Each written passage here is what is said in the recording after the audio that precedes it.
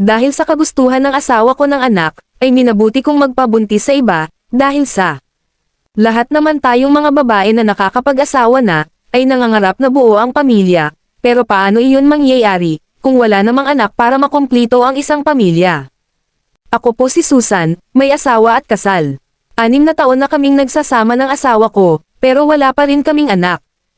Active naman kami parehas, wala nang ang pinipiling oras, basta nakaramdam kami ng pagkabogli ay sige na, pero habang lumilipas ang mga taon, ay nawawalan na ng pag-asa ang asawa ko, nakikita niya ang mga kapatid niya, na may mga anak na, yung mga pinsan niya, at mga malalapit na kaibigan, siya na lang ang laging sinasabihan na mag-anak na, akala siguro ng iba ay ayaw pa talaga namin mag-anak. Ilang beses na rin kaming kinuhang ninong at ninang sa binyag, nagpa-check up na rin kami, wala naman daw may problema sa aming dalawa. Dahil sa walang bata sa bahay, malimit ang asawa kong umuwi sa kanila, or mamasyal kasama ang mga kaibigan, malimit niya akong iwan sa bahay, sinasabi niya na wala daw akong ibang dapat gawin kundi ang magpahinga, para daw makabuo na kami. Dahil naiinip ako sa bahay, nagawa kong makipag-chat sa iba. Una libangan lang dahil naiinip ako sa kakaintay sa asawa ko, habang tumatagal ay hindi ko na namamalayan, nahuhulog na pala ako. Nakilala ko si Mark, binata, at 25 years old, sinabi niya na kung pwede raw ba kaming magkita, pumayag naman ako.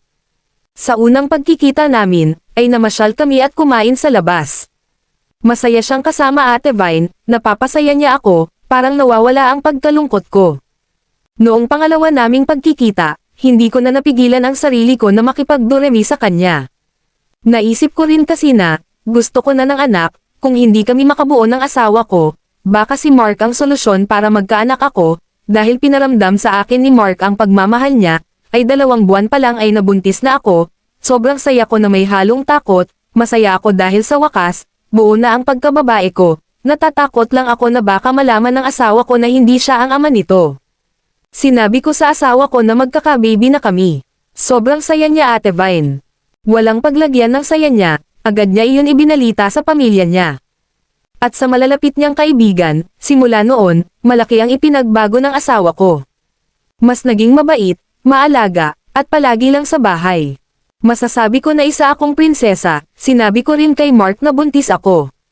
At sinabi ko na sa asawa ko iyon, pero ayaw niyang maniwala. Dahil mas malimit pa do kaming mag-ana-ana kaysa sa asawa ko, alam at ramdam daw niya na kanya ang bata, hindi raw siya papayag na hindi maging bahagi ng anak ko, nakiusap ako sa kanya na tama na, ayoko na, itigil na namin ang relasyon namin, dahil hindi naman ako naglihim kay Mark, alam niya ang lahat sa akin, hindi siya pumayag, at kahit ano daw ang gawin ko, babawiin daw niya ako sa asawa ko, at kami ang dapat magsama, dahil may anak kami, at mahal din daw namin ang isa't isa. Ate Vine, ngayon na magkakaanak na ako, masaya naman ako, pero hindi ko akalain na magiging ganito kagulo, ang gusto ko lang naman ay magkaanak ako, mahal ko ang asawa ko, minahal ko rin naman si Mark, pero mas gusto kong manatili sa asawa ko.